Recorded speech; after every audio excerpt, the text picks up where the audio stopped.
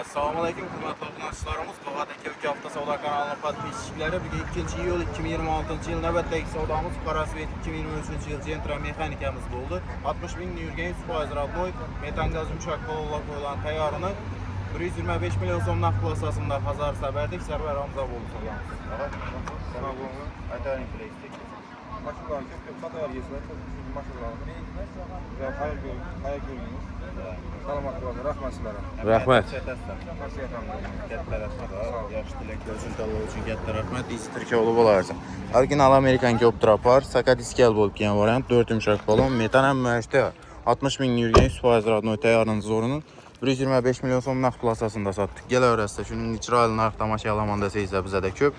Mal gəlib xarid qıla öyrəsdə. Klientlər köp, savda zor narxlardan. Həmələr risk tutub qalamız dostlar.